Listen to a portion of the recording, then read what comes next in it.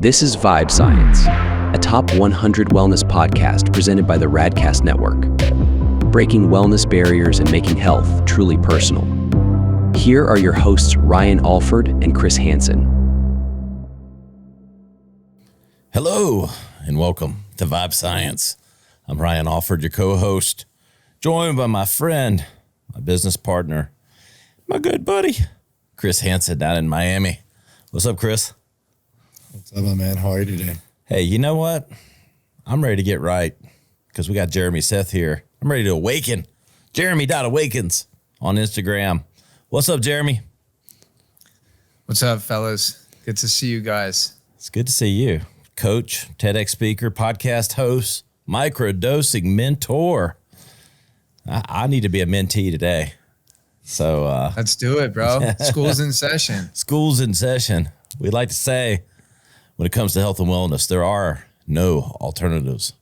And I think you embody that, my friend. Thanks, man. There's no alternatives. What exactly does that mean? Means nothing. You know, stuff gets labeled as, okay, wellness, alternative health. So it gets, right. we put these things that help people, you know.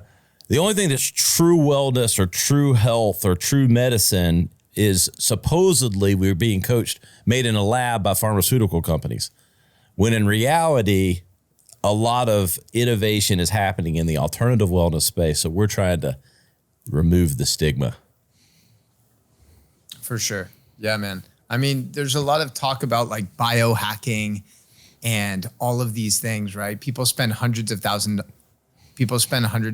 of dollars on all these biohacking tools, when in reality, the best biohacks are usually free.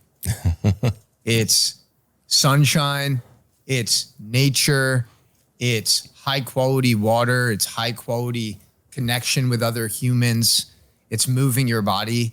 Like those are the ultimate biohacks, but we tend to make things more complicated than they need to be. Like being healthy is really fucking simple when you break it down. Exactly. You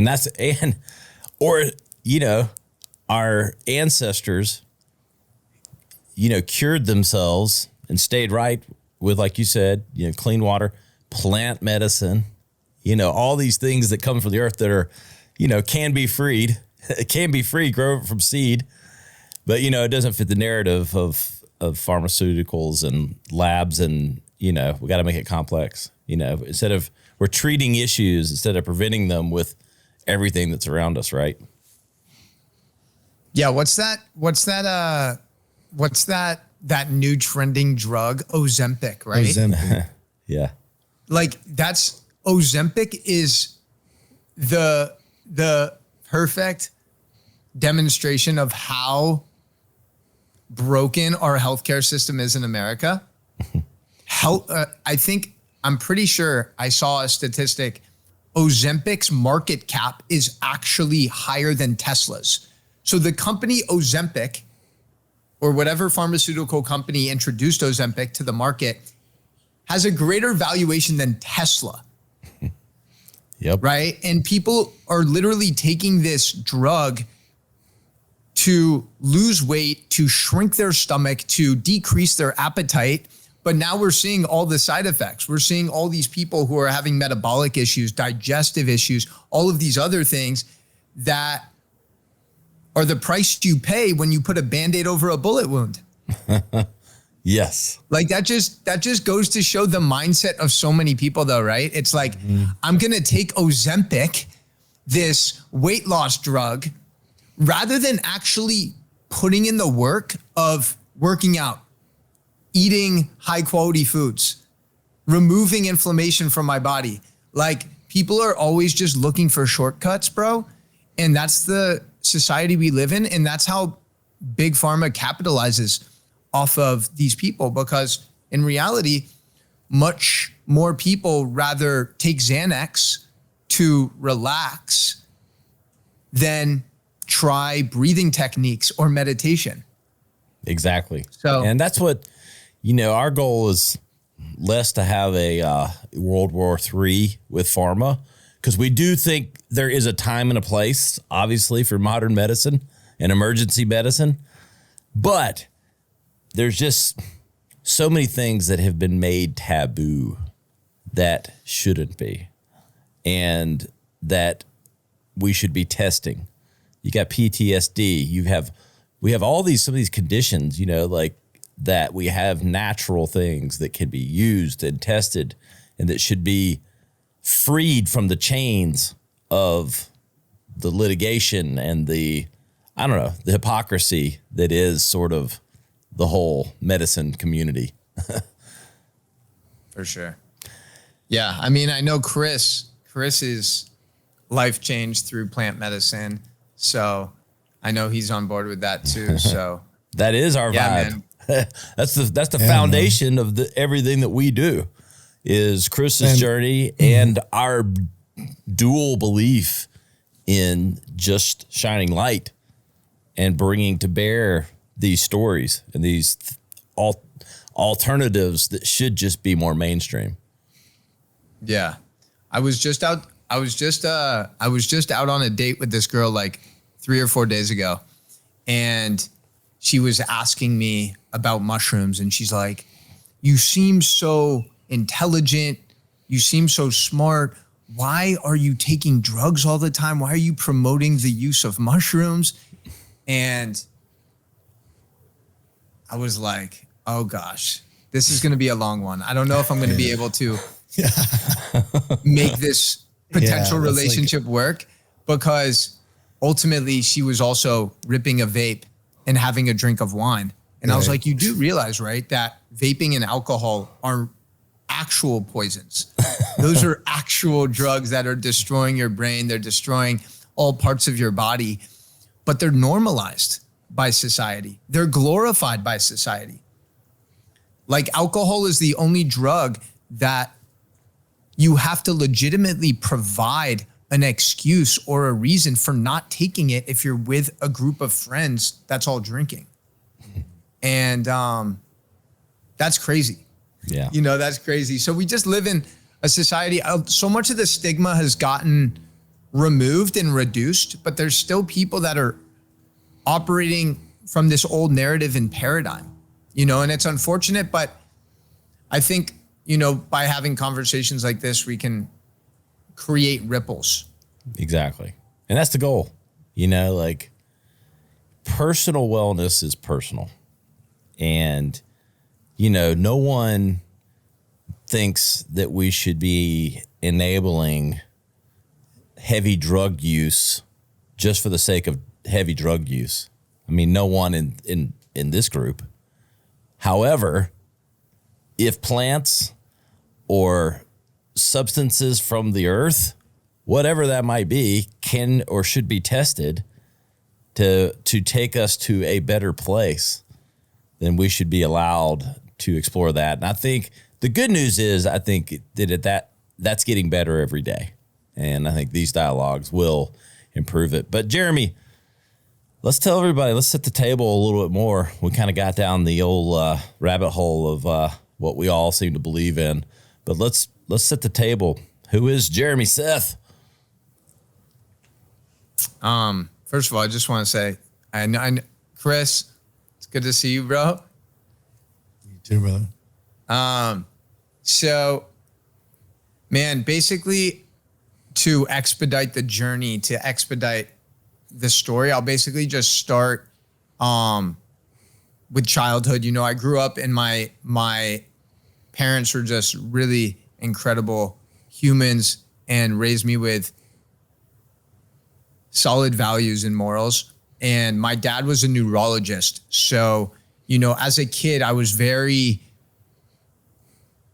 aware of kind of the Western medicine model. I saw my dad literally save many lives. And when I would sometimes go to work with him when I was young, 10, 11, 12 years old, I also would just see this long line at the pharmacy. And most of the people in that line were severely unhealthy, overweight. And I was like, just something doesn't seem right. And I didn't really know what it was at the time because I was just a young kid. But intuitively, I felt like there's just some disconnect. And as I got older and evolved through my journey, I kind of became more aware of the broken aspect of healthcare in America. But that inspired me. My dad inspired me, honestly, to be interested in the brain. So all throughout my childhood, I was just like trying to find ways to optimize my performance mentally with school, with sports, just to get any edge possible. And, studied business and sports marketing at University of Oregon, became very passionate about fitness at that time too, but social media hadn't taken off. So I didn't really see fitness as like a profession. I saw it more as just a hobby. And then, fast forward to post-college, I was working in sports. I got fired from my job at like 24, and I was like, I want to switch shit up. Like, I want to shake the snow globe and pursue something else. Because when you're 24, when you're in your 20s, I feel like it's the best time to just take chances, right? And really like go all in on yourself. So I drove cross country to South Florida, and I didn't really have a plan. I didn't really know anybody, but that's when I moved to the Miami area. And I really started just pursuing my passions. I started coaching youth sports. I was always passionate about sports and kids. And then a lot of the parents of those kids started asking for personal training sessions. And at the time I wasn't even certified, but I was like, okay, enough people are asking, I should probably get certified and lean into this. So once I did that at like 25 or 26, built up my clientele, and they just started asking more questions about nutrition and other practices. So I just was curious and just kept going down these different rabbit holes of like holistic health, biohacking, nutrition. And then pretty much that trajectory took me to Sacred Valley, Peru in July 2018 when I first sat with ayahuasca. And that was definitely a pivotal moment for me, because it really showed me that these ancient tools, modalities, indigenous medicines are the answer that I feel like so many of us have been seeking, right? In terms of addressing the root cause of some of our trauma and our emotional wounds from being kids, and really just helping show us how much power and potential we have inside. And after that experience, I kind of just went down the rabbit hole of plant medicine and psychedelics. And, as soon as I started diving deep into psilocybin mushrooms, I became really fascinated by not only the benefits and the cognitive enhancements, but also the fact that they're safe, they're non-addictive, they come from nature. So many of these things just seemed aligned with my methodology on health and living a prosperous life. So that's kind of where we are today. And we can kind of dive deeper into any of those areas. Yeah, man. What was, Chris, I've never done the ayahuasca thing. I'm getting closer. Like I'm kind of like one of those, like, I don't think it's something you should just dive into anyway, unless you're like mentally ready for it. So I'm probably getting closer down that path, but I know Chris has done it, but everyone seems to, I haven't talked to anyone that just hated it. That's for sure. Everyone seems to have this pun intended, awakening.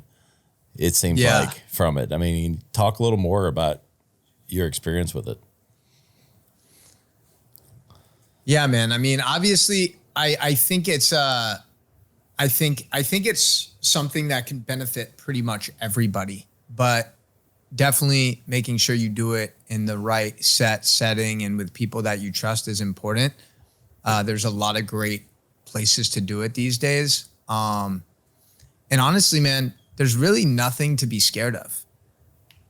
There's nothing to be scared of. Chris might be able to echo this, but like, the first couple journeys with ayahuasca, I was overwhelmed with anxiety and fear and like, oh my gosh, what's going to come up, right? What darkness, what shadows am I going to have to face tonight? And what I remember is just ayahuasca is so loving. it's so loving. It gives you that unconditional love, but it also gives you that tough love, right? And they call it grandmother Aya. And, you know, my grandma was someone who was so soft, so nurturing, and when necessary, she would also put me in my place sometimes. You know, and I think we all need that, right?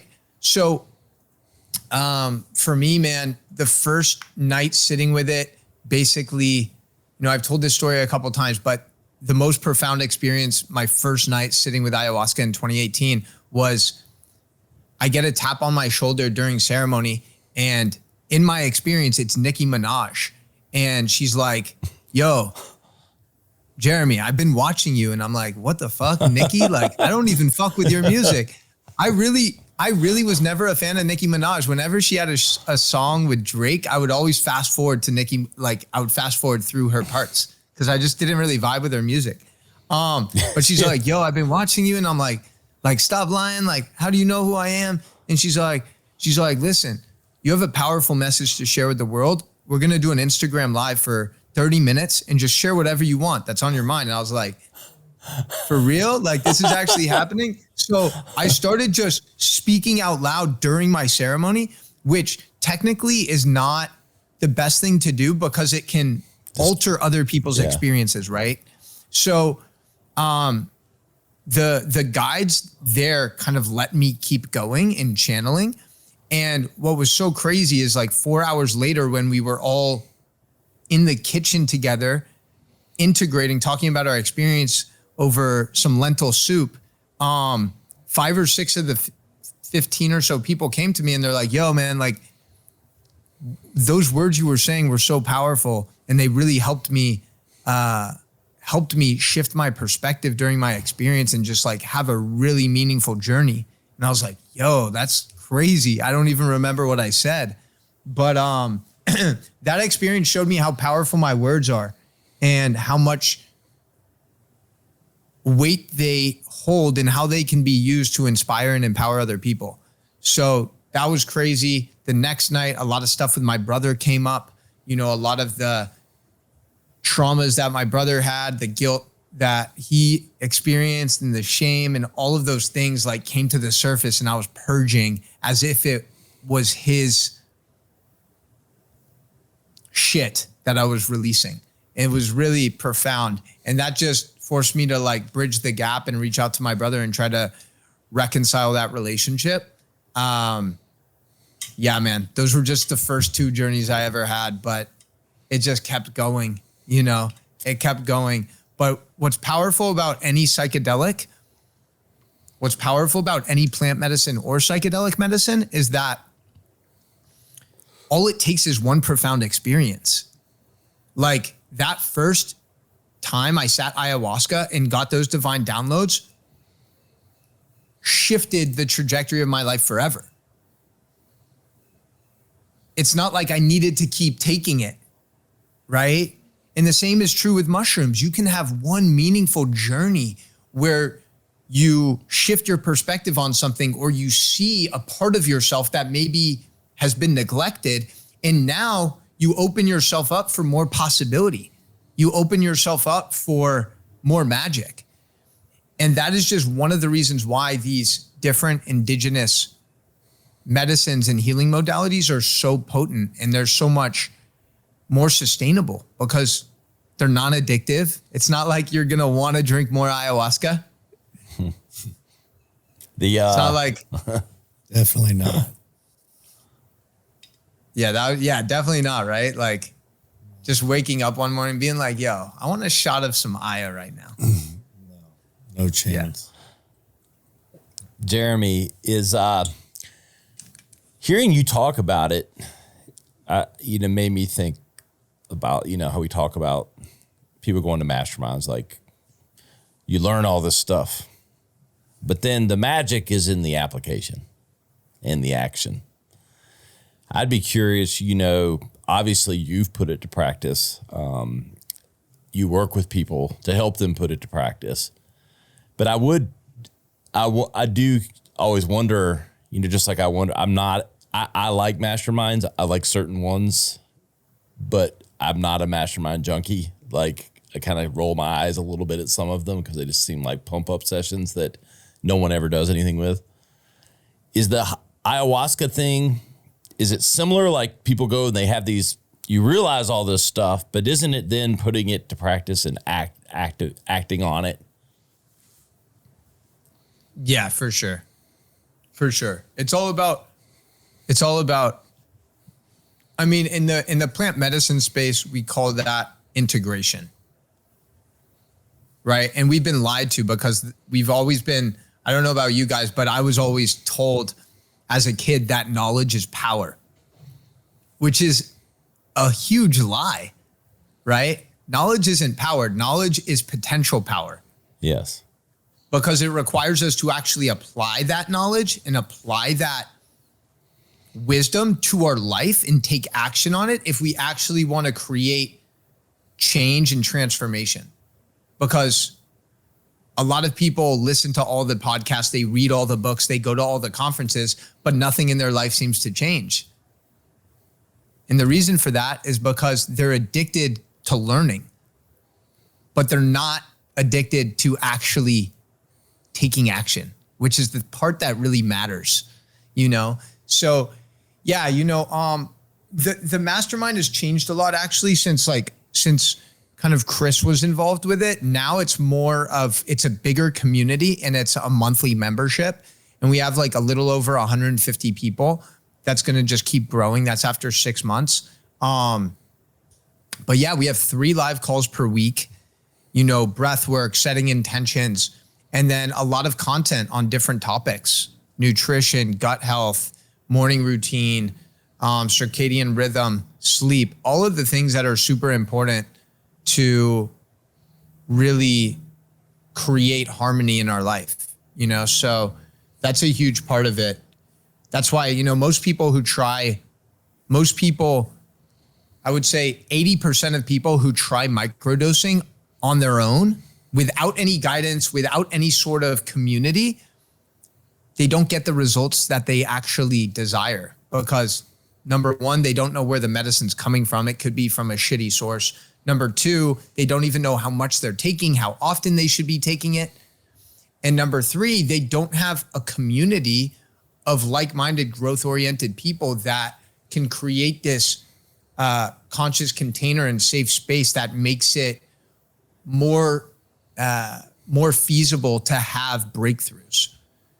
So that's kind of what we address, and those are the problems that we are solving with what we're doing, I think. Talking with Jeremy Seth, Jeremy.Awakens on Instagram. Jeremy, you started to go there. I'd love to know, what's the profile of the person or the types of people that you help? And what's like a traditional, this is like a marker, this is what they look like, this is a challenge or problem that they have coming in. And then what does that look like after kind of going through your program?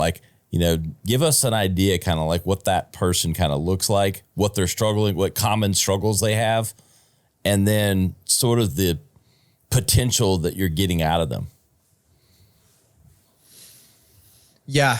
So I would say it's shifted a little bit with the shift in format. But what's cool about microdosing is that it can literally benefit anyone from any walk of life, right? Whether you're a pro athlete who wants to optimize your mental and physical performance, whether you are a mother who just wants to be less stressed and more present with your children, or whether you're like Chris or myself or you who's an entrepreneur, right? And you want to enhance creativity, you want to expand possibility.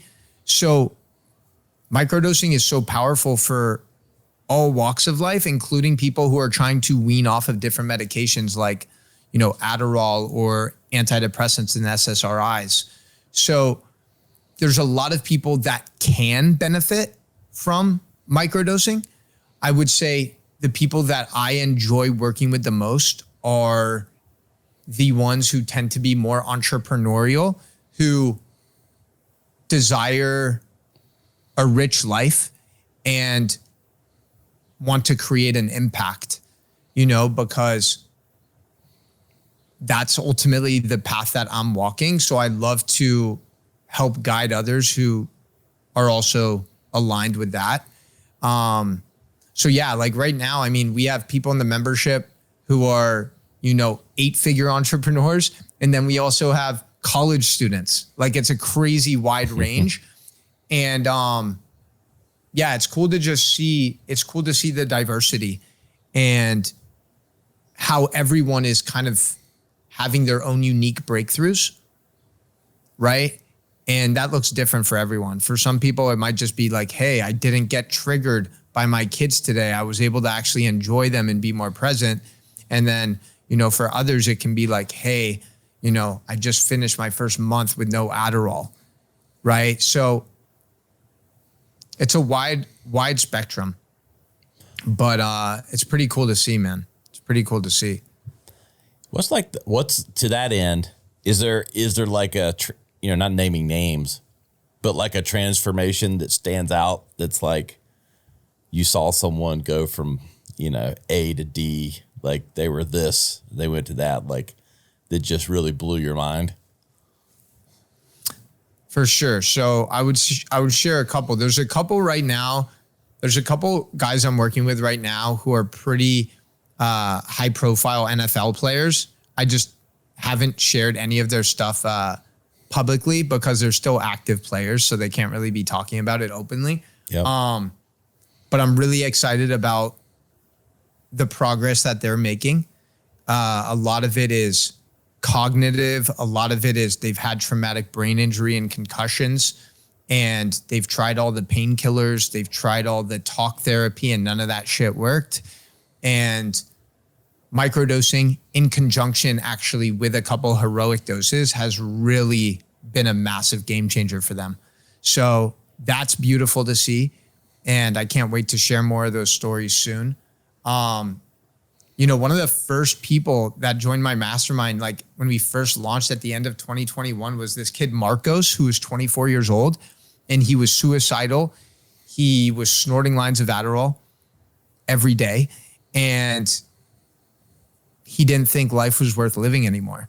And he was not taking any pharmaceuticals. He was crushing workouts every day. He started his own business. And right now he's like crushing it. I just saw his Instagram story like last week, and he was like traveling in Italy and working remote, and he's like 26. So that was pretty cool to see as well. Yeah, that's awesome. I've been loving like seeing like the research behind, my mom struggles with like mild dementia. She's older. Like the research that's going into psilocybin and mushrooms around, like you said, like where you started with your dad, like with just the brain in general, the cognitive stuff, all that stuff seems really exciting. For sure, man. Yeah, there's definitely a lot of potential with that. Anyone who is, dementia and Alzheimer's is one of the saddest things to witness. I had a couple grandparents who had Alzheimer's at the end of their life, and it's really sad to see someone who was so intelligent, so sharp mentally, just not even be able to remember your name. So if anyone watching this has someone in their life who is struggling with dementia or Alzheimer's, I would first off implement lion's mane mushrooms into their life. And then I would also consider microdosing, because you're going to create these new neural connections with the idea of neuroplasticity, and it will likely make things better. It certainly won't make things worse, right? So yeah, man, it's pretty sad to witness that. That's another epidemic that we have. Chris, I don't know if Chris wants to share any of his, maybe anything that microdosing opened up for him. I know he's still kind of like earlier in his journey as well, but love to hear my boy's voice. Yeah, man. I mean, as you guys both know, I'm a huge supporter of the plant medicine, the microdosing. I mean, I think, the ayahuasca was in 2021, I think. Started microdosing about 2022. And it was definitely subtle. And like you said, I wasn't doing it, with a group of no one was really guiding me on it. I just had some entrepreneurial buddies that had experimented with it and kind of recommended it to me. But I feel like as entrepreneurs, I mean, I know you guys get like this, you're running in that fight or flight mode a lot. And I was just burnt out. Like I felt angry all the time and easily triggered, and obviously we're dealing with little work things here and there, but I just felt like I was tired of being pissed off and tired all the time. And that's where I noticed the difference was it slowed me down and gave me maybe that split second of judgment in times I would normally react to that I could choose not to. And to this day, I'm better about that, where if something might be uncomfortable, and that could even be the gym. I remember someone telling me, hey, take this before you work out and see how you feel. And that was another place where I'm like, all right, I'm more focused. I feel clearer. I don't feel as rushed. Even if it was, I should rush this workout because there's something I need to go do also. Where now I'm like, no, dude, this workout is important. Your health is important. This is important. That can wait. So, I mean, I think like we've all talked about, I was never someone who ever would consider psychedelics. I was like, that's weird. And that's probably because in high school and middle school, you see all the movies and stuff, portraying it in a bad light. And you got kids at your school that are kind of the druggies, right? You got the hippie kind of kids where I'm like, all right, dude, that kid doesn't look like he's killing it to me. So I had to break that stigma myself. And now I'm like, I mean, this, dude, I'll shout from the rooftops, just what a fan I am of it. And my own experience with pharmaceuticals, obviously, even with SSRIs and stuff like that, like I've been one of your clients technically, like not in these past few years have I been on any type of medication like that, but I remember it and it's not healing anyone from my experience, where mushrooms have been very healing for me and just my quality of life is profoundly changed. So. Hell yeah, bro. Yeah, dude. That's amazing. I know you guys talked to, recorded with Dustin like a couple weeks ago. Yeah. And Dustin's like another example, right? Dustin's like someone who you wouldn't really expect is super tapped in to psychedelics. The guy didn't touch any weed or alcohol or really at all, like most of his life. And he's almost 40 now. And like for the last couple of years, he's leaned into it. And I think it's really valuable. I think mushrooms and other plant medicines can be such powerful tools for type A men, ambitious men, entrepreneurial men who want to become better leaders. Because a lot of times we've been programmed as men to like suppress our emotions, right? And to live our life up here. But what these medicines allow you to do is activate more of your heart space. And they allow you to actually feel your feelings and express your emotions in a more healthy way. And I think that is really what masculinity is all about, is being a powerful leader and also being tapped in to your full feelings and emotions. Yeah.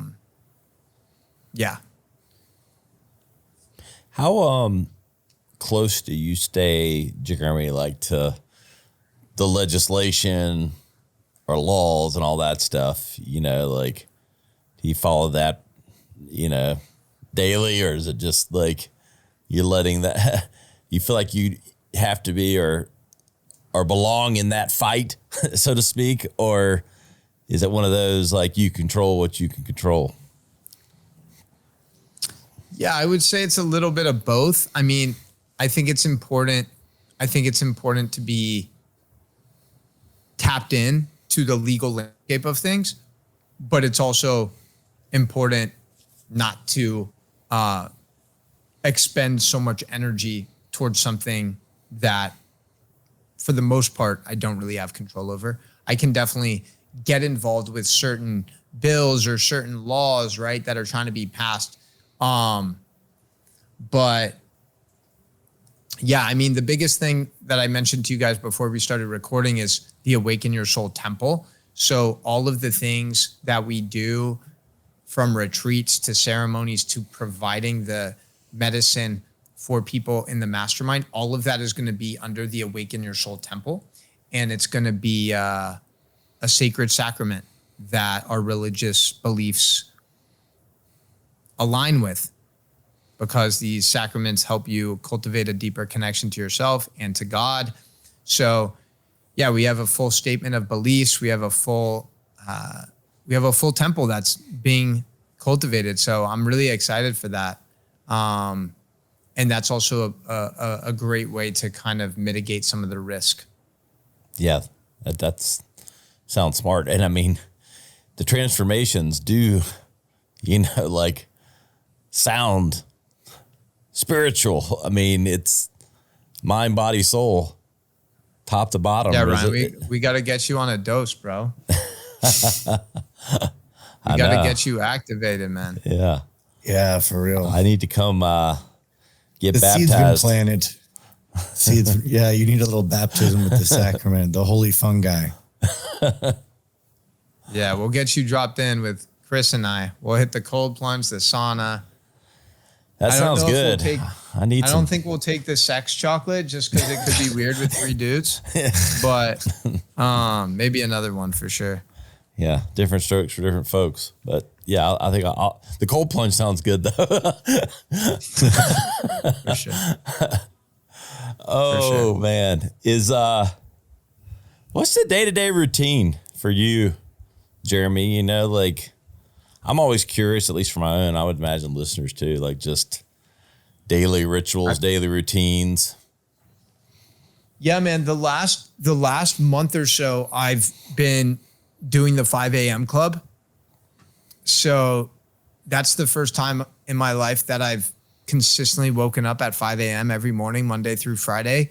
And basically like the first 30 or 40 minutes is just journaling, reading a little bit, and allowing myself to visualize and dream big. And then as soon as my gym opens up at 6 a.m., which is at my building, I go on the Stairmaster and I go on there for about 15 minutes, bro. And I'm fucking drenched in sweat. And that's something I never used to do either, is get some sort of movement in first thing in the morning to the point that I'm sweating. And it's a different type of energy that gets unlocked when you start sweating, because the endorphins, the dopamine, the norepinephrine, like all of those things are flowing. So it's like this chemical cocktail for your brain first thing in the morning. And it just feels fucking amazing. So that's kind of what I do first thing. That's the first hour of my day. And then, pretty much make some coffee and try to be working by like 7. And I like to start by just like writing, any ideas that are coming through. We have an email newsletter that I'll kind of put together throughout the week. But yeah, man, honestly, making as much time and space to do shit like this and create and do the things that I love. As you guys know, sometimes when you're pursuing the path of entrepreneurship and business, you have to do things you don't necessarily like doing. So I'm in the process right now of like building my team, creating systems and SOPs so I can really be in a place of doing the shit that I love to do. But yeah, hit the cold plunge and sauna every day, usually in the afternoon. Chris has done it with me a decent amount. So yeah, man, I keep shit pretty simple. My life isn't My life isn't too exciting, but I love living in Miami Beach, you know, and just having access to the ocean and the sun whenever I want. So grateful for that. Yeah, we in South Carolina. We live in the upstate. We're near the mountains, but we're still a few hours. That's one thing I'm jealous of with you guys having the ocean and just, I don't know, that weather's hard to beat. It's just always nice. It's very special, man. Yeah. Chris, I know you and Jeremy go way back, and any thoughts or other questions for Jeremy? No, dude. I'm glad we just finally got him on. This has been like 6 months in the making, so I'm glad we finally dialed it in, and I'm just excited to see the growth of your new journey in the temple, and I think it's going to be a great thing. Jeremy, where can everybody keep up with everything past, current, future, with what you have going on? Yeah, man. A good place to go is just microdosing.mastermind.com and Instagram too, @Jeremy.awakens. Yeah, that is a good place to start. And you can just slide into my DMs. And I look forward to just building a connection with you guys and continuing to amplify our impact in the world. I love it, man. Keep that vibe high. For sure. Are we done? We done, baby. I'm going to do I'll do a couple closeouts here, and we'll go from there. You know where you can find us on Instagram, Chris Roby Hansen. I'm at Ryan Alford. You can find all the highlight clips, the links to Jeremy's stuff at the Vibe Science Podcast, vibesciencepodcast.com. We appreciate everyone for listening, taking you to your highest vibe. See you next time. The content discussed on this show is provided for reference and educational purposes. The content is not an attempt to practice medicine or provide specific medical advice. Always consult your personal physician for medical advice and proper diagnosis. Thanks for listening. This is Vibe Science. To learn more or watch full episodes, visit vibesciencepodcast.com. Here's to discovering your highest vibe